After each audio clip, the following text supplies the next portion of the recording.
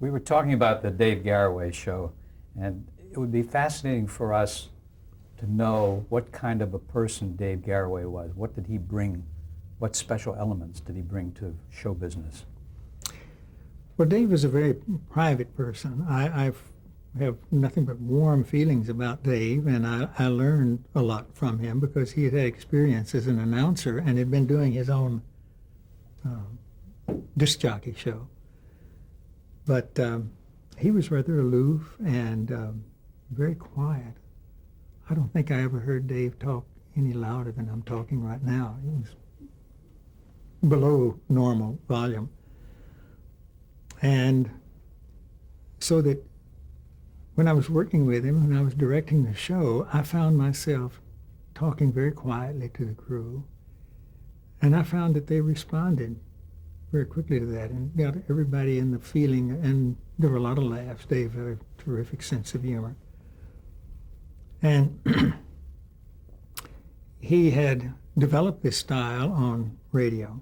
I wish I could say that I developed that style for him. I didn't. I took what he was as a disc jockey, and we tried to adapt that to doing the show. I kept everything quite low-key and very personal, because he would explain things very personally. He would say, you know, we have this a mic up here, and they stand over there, and he would make it sound so interesting.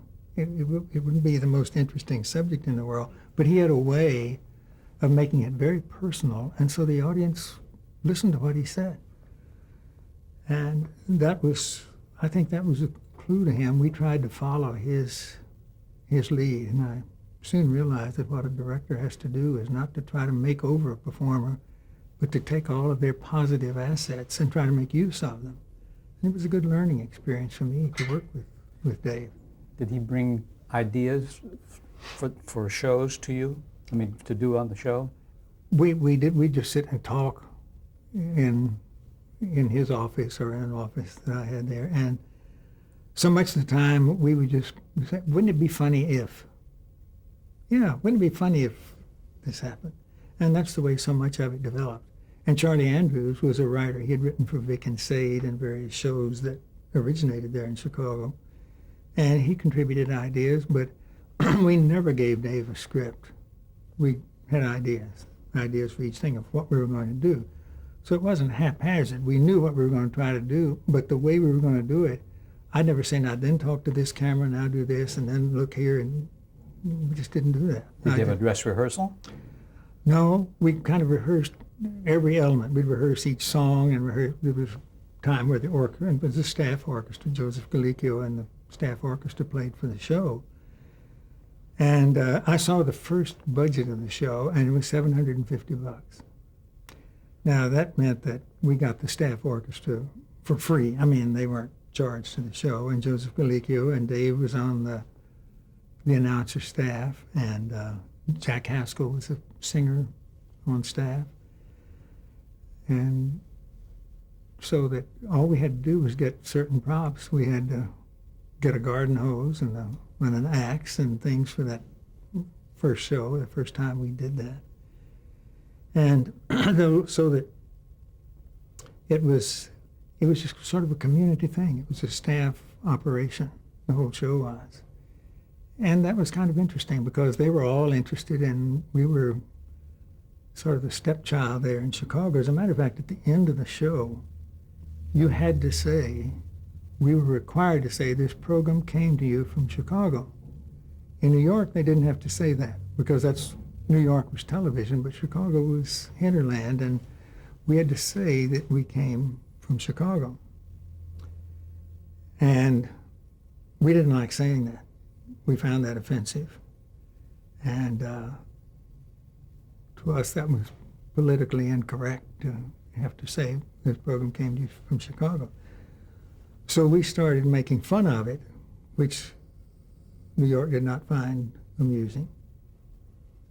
We would do things like, we had a living room set of some sort that we were doing in the home set. And we had an aquarium in it. And we had Dave get down behind the aquarium, and we shot him through the aquarium. And he said, this program came to you from Chicago, which is at the bottom of Lake Michigan, and fish were swimming by in front of it. Or he would say, this came to you from Chicago, which is 40 miles southeast of the birthplace of Pat O'Brien, who was a movie star at that time. And those became little sort of snappers at the end of the show, and we started running out of them, but we found that they were a terrible thing to have to think up each week. If it was a Thanksgiving show and we had a scene with a Thanksgiving dinner around the table, he would hold up the turkey and say, this turkey came to you from Chicago. And we were reprimanded about that, but we just kept doing it. We said, if we have to say that, we're going to do it with something. It's just so dull to have Dave stand there and say, this program came to you from Chicago. It sounds insulting. But that's the way we were perceived, and I think the people in Chicago tried to do well, because we just hated to be so subservient to New York. Out of that, of course, came the term, the Chicago School of Television. Yes. Tell us who was in that. Well, I think all the people were. Certainly, I would say the program director, being Ted Mills, would be certainly one of the leaders of the Chicago School. But, we didn't think of it as a Chicago school. When they referred to it as Chinese theater and various things, we never did it for that reason. We did whatever we thought would be best for that show, and we were just trying to do good work is all. But they referred to it as Chicago because it was sort of like an outcast, location for doing shows. Well, it was different. You were doing daring things. It was different because the variety shows from New York came from theaters where they had a proscenium arch and flies, and they could fly something down and change the set behind it, and we couldn't do that. We had to set up all the sets and go around the studio to them. And when we changed the order of going around the studio, then that's when we started getting tangled up. We'd say, well, it's better to have this number here and this, and then go across the studio. So we got everything hindsight before. And that's when we started having Dave walk from set to set.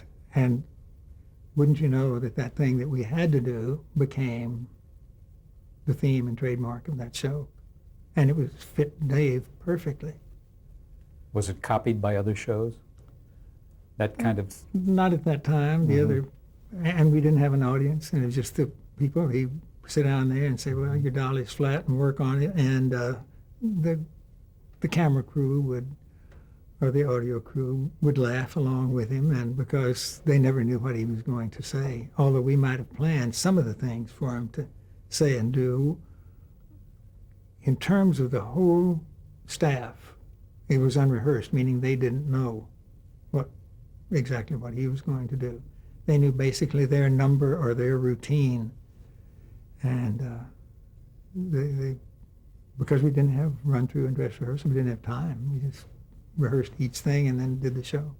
Well, that spontaneity, that was the keynote of early television, wasn't it? And it was the keynote of Dave. We had really multiplied his talent for that, and it made it stand out even more, I think, I hope. That's what we felt at the time. Well, you then got ready to leave for New York and the Fred Waring show, and you told us how that came about. Mm-hmm. Was it difficult for you to break away from Northwestern, where you were still teaching, and your duties at WMAQ? Well, Northwestern wasn't paying a whole lot because universities don't pay a whole lot. But it was a job, and I had a 2-year contract. And when I talked about going, and they called Fred Waring and said, we've talked to him. Burr and Fran did.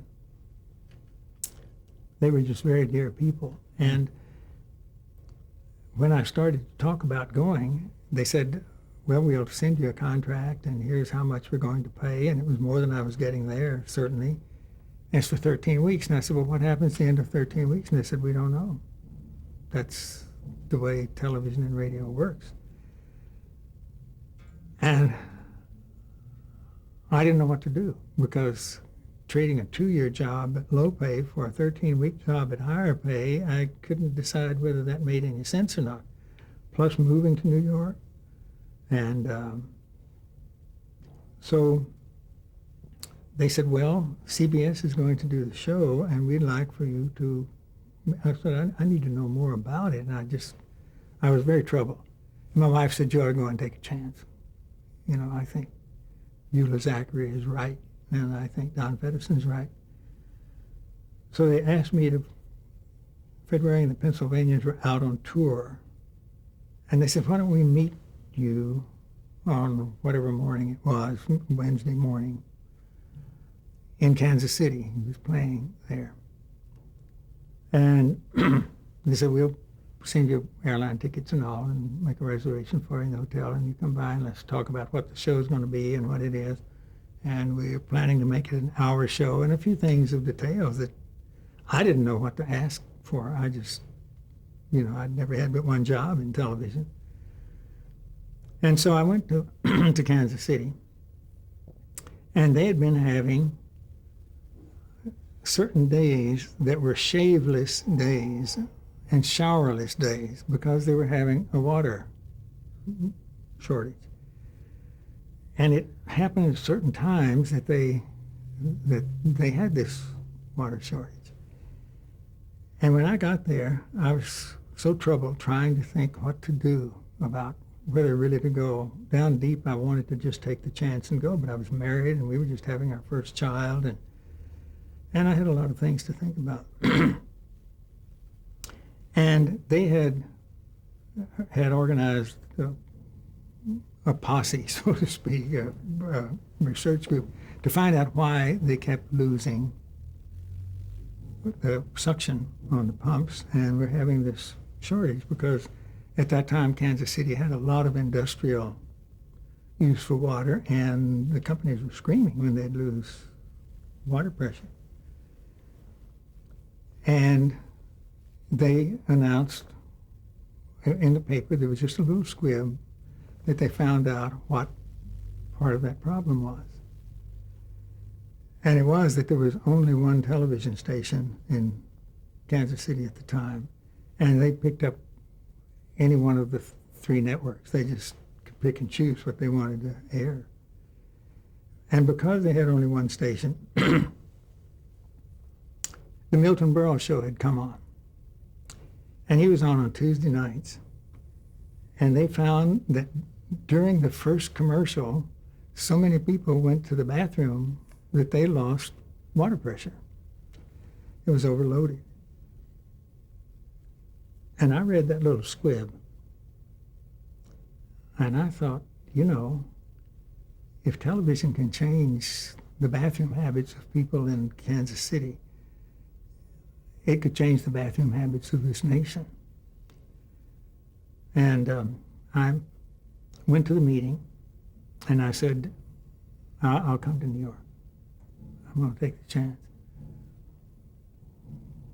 And that wasn't the only reason that I went, but it certainly helped give me confidence to think I'm making the right decision about taking a chance on a 13-week contract. Because you saw the power of the medium. All I needed was to see that little squib in the paper. Did you give up your place where you were living in Chicago? Yeah, made a complete move. Mm-hmm. What were your responsibilities on the Fred Waring show? I mean, did you have to come up with a format for the show? Well, certainly the format was 50 or 60% done because the Pennsylvanians, Fred Waring's Pennsylvanians, had grown into this terrific music organization. I think they were probably the most powerful and experienced musical organization in the world, including some symphony orchestras. They were absolutely brilliant. And he had done concerts, he had done radio, he had done the Chesterfield Supper Club. So it wasn't as though we were starting from scratch of saying, well, listen, let's get a glee club and let's get an orchestra. You know, he had the organization.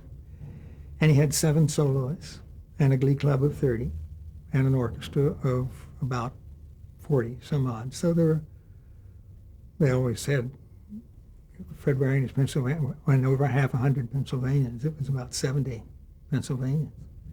He went to school, went to Penn State and organized the orchestra when he was in college.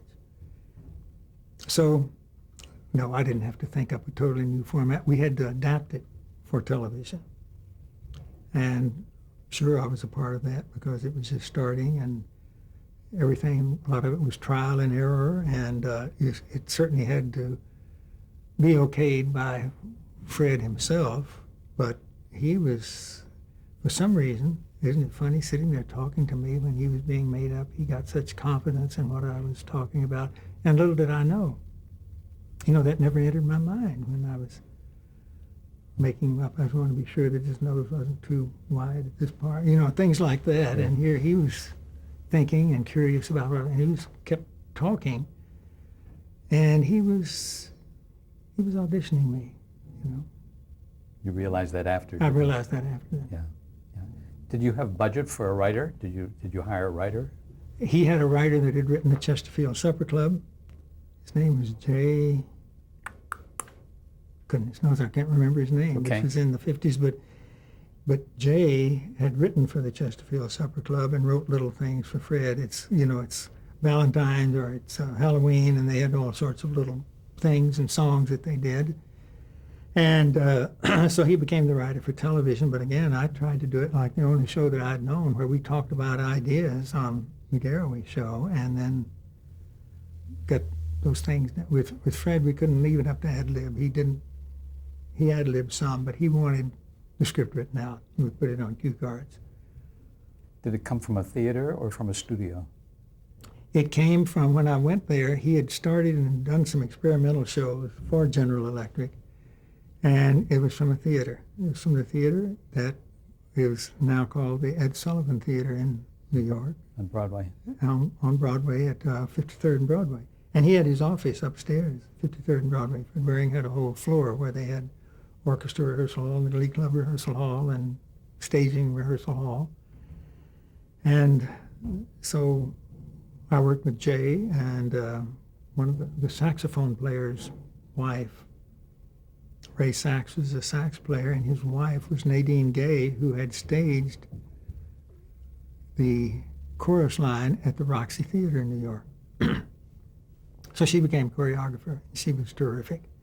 And we would sit around and say, instead of wouldn't it just be funny if, it was more, wouldn't it be musical if? Would it be an exciting way to stage a number or do something? And it was written and planned like that. And it was rather informal. And they did have an audience. The audience was nothing but problem for that show because we didn't need them for laughs because there were not that many laughs on the show. And you can play an applause record and have that, so we really didn't need an audience. And the next year we went to the theater, and we did it from a theater the rest of the time and did not use an audience for the show. I'd done a show without an audience, and I found that would interfere with a show like this. With a strong comedy show, of course, you need an audience for laughs. I just want to set the time period. That was 1950, I think, when you started on that show, Mm-hmm. and it ran until 1953. Well, I did it through 53, 54 season. I don't know about some of the dates that are listed in the. Yeah. Well, sometimes it's listed as the beginning of the year. So 53 would be 53, 54 probably, because I did the show for 3 years, and then I started to work on Omnibus, which was in New York. So I'm going to stay with Fred Waring for just a minute. What did you pick up in terms of your ability to do musical shows from doing that particular show? well, it was, truthfully, it was a baptism of fire because it was a huge musical organization. And they had set up their own individuals, like some of the names that the research has: Joanne Wheatley, Daisy Bernier, Joe Marino. Joe Marine Mm-hmm. and Jane Wilson, who was their star soprano soloist. And they had done radio, so that in starting in with a big organization like that, having done radio, they knew, and they were very experienced about where microphones should be, and so frankly the rest of the staff was very helpful to me about that. I'd never done anything that had mic'd that big an organization, because when we were doing the Garraway Show, we had an orchestra playing, and we had several mics for the orchestra and a mic for the soloist, and that was the extent of the audio. But this audio was very, very complex. And the show was a nightmare to rehearse because it was a full-hour show and a lot of costuming. And we used a company called Eve's Costume, and when you did something that the Glee Club participated in, there had to be 30 costumes. You know, if you were doing a country thing, it had to be 30 country costumes. And so the show was quite complex to do and was rehearsed in segments. And I did it very much like we'd done the Garraway show. We rehearsed this number and called the people in as they were needed for rehearsal, particularly the soloists. How many days of rehearsal did you have? We worked 7 days a week trying to get that show on. It was just a nightmare a nightmare for me because I was the most inexperienced person on the show because the others had been doing the Chesterfield Supper Club, which was a form of performing. So they were a strong organization. And it was really a killer for the staff, the choreographer and the writer and those of us who planned the show and one of the assistant directors that helped with all the planning of the musical numbers, and we would have staff meeting and work on the show. And I worked 7 days a week, and it was really tough. And it seemed to me that that first year, every time the show, it was a live show, and it would be on Christmas Eve and New Year's Eve and Halloween Eve. We never had any time off for holidays, but I was so thrilled to work on it, I would have done anything. And I went home at the end. It started mid-season. It didn't start in the fall. I started to work on it in early January, February. And then all series were 39 weeks and then 13 weeks off for the summer. They'd have a summer replacement. And when I went home, I was so thrilled to be doing that. I was just on cloud nine at doing such a big show, and I'd only been in television for about 15 months at the time. And my father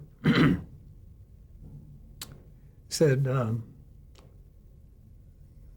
your mother and I have been worried about what you're doing in New York. We don't see your name on any other shows, just that one show. And I thought, there's no way he can understand what we go through to get that one show on. But he said, it seems to me you should be working on other shows. We see other shows on television. And we just worry about your future when you're just working 1 hour a week every week. And I was so astonished. I thought, how stupid can my father be to think that I work 1 hour on that show?